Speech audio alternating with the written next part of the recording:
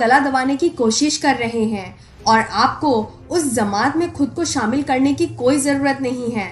ओह, शायद उनका ऐसा कोई इरादा नहीं होता, लेकिन वे शुभचिंतक हो या ना हो, उनके शब्द बहुत घातक होते हैं। आप यह नहीं कर सकते, इसमें बहुत ज्यादा जोखिम है। क्या आप जानते हैं कि इसकी कोशिश में कितने सारे लोग असफल हो चुके हैं? मूर्खता मत करो। तुम्हारे दिमाग में ऐसे विचार आ कहां से जाते हैं? अगर यह विचार इतना अच्छा होता तो क्या कोई दूसरा पहले ही यह काम नहीं कर चुका होता? ओह, मैंने बरसों पहले इसकी कोशिश की थी। मैं तुम्हें बताता हूँ यह क्यों कारगर नहीं हुआ। ये सपनों की हत्या करने वाले शब्द हैं और इन्हें कहने वाले लोगों के बारे में मैंने एक दिलचस्प बात देखी है। लगभग हमेशा वे ऐसे लोग होते हैं जो अपने सपनों को ताक में रख चुके हैं। जब किम और मैं दिवालिया थे तो हमने मिलकर फैसला किया कि हम बड़ा मकान तभी खरीदेंगे जब हम $1 मिलियन से अधिक कमा लेंगे। हमने ऐसा ही किया और हमें उस मकान में रहना बहुत अच्छा लगा। लेकिन ध्यान रहे, वह मकान अपने आप में ही हमारे लिए महत्वपूर्ण नहीं था। उस मकान को खरीदने में सक्षम होना भी हमारे लिए महत्वपूर्ण नहीं था। महत्वपूर्ण तो वह था जो उस प्रक्रिया में हम बने। बड़ा मकान हो या चाहे कोई अन्य सपना हो, महत्वपूर्ण तो यह है कि उसके लिए आपने अपनी व्यक्तिगत शक्ति विकसित करने की पूरी कोशिश की, सीखा और किया। आप इस प्रक्रिया में जो बने वह ज्यादा महत्वपूर्ण है। मेरे अमीर डैडी ने मुझसे कहा था, जो लोग छोटे सपने देखते हैं वे जीवन भर छोटे ही बने रहते हैं। हर व्यक्ति सपने देखता है, लेकिन हर व्यक्ति एक जैसा सपना नहीं देखता। अमीर डैडी ने मुझे सिखाया था कि स्वप्नदर्शी 5 तरह के होते हैं। पहला, जो अतीत में सपने देखते हैं। दूसरा, जो सिर्फ छोटे सपने देखते हैं। तीसरा, जो एक सपने को साकार कर लेते हैं और उसके बाद नीरस जीवन बिताते हैं। चौथा, जो बड़े सपने तो देखते हैं लेकिन उनके पास उन्हें साकार करने की कोई योजना नहीं होती, इसलिए वे अंततः नाकाम हो जाते हैं।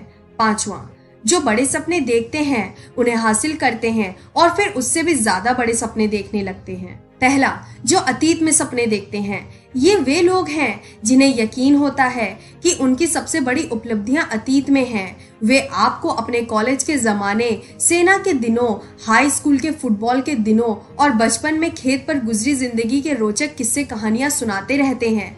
लेकिन जब आप उन्हें भविष्य के बारे में बात करने का न्योता देते हैं तो शायद वे सिर हिलाकर कहेंगे, ओह, संसार ठेले में बैठकर रसातल में जा रहा है।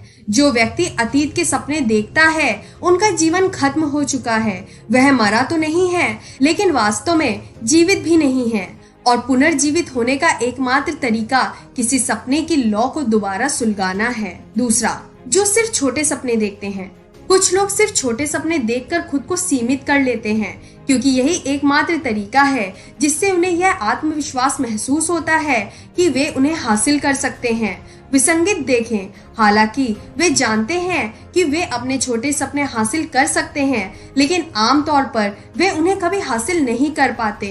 क्यों नहीं, कौन जाने। शायद ऐसा इसलिए क्योंकि वे जानते हैं कि यदि उन्होंने अपने सपने को हासिल कर लिया तो उसके बाद उनके पास जीने के लिए कुछ नहीं बचेगा जब तक कि वे ज्यादा बड़े सपने देखकर खुद को चुनौती ना दें।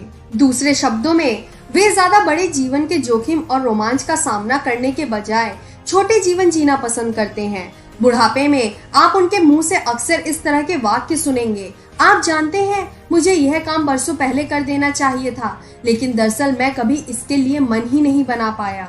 मैंने एक बार अपने एक परिचित से पूछा था, अगर आपके पास संसार का सारा पैसा होता तो आप कहाँ की यात्रा करते? उसने जवाब दिया, मैं अपनी बहन से मिलने कैलिफोर्निया जाता।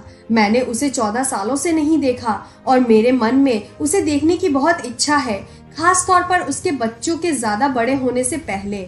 यही मेरे सपनों की छुट्टियां होंगी। उस वक्त कैलिफोर्निया की यात्रा में लगभग $500 का खर्च आता था। मैंने यह बात उसे बताते हुए पूछा कि जब वह इस वक्त यात्रा कर सकता है तो वह टाल क्यों रहा है। उसका जवाब था, ओह, मैं इसे करूंगा, हाल फिलहाल तो मैं बहुत ज्यादा व्यस्त हूँ। दूसरे शब्दों में, उसकी सपनों की छुट्टियां वे थीं जिसके सपने देखना तो उसे अच्छा लगता था, लेकिन जागकर सचमुच छुट्टियां मनाने जाना उतना रास नहीं आता था। अमीर डैडी ने मुझे बताया था कि ऐसे स्वप्नदर्शी अक्सर बड़े खतरनाक होते हैं। उन्होंने कहा था, वे कछुए की तरह अपनी शांत और आरामदेह कमरों में छिपे रहते हैं।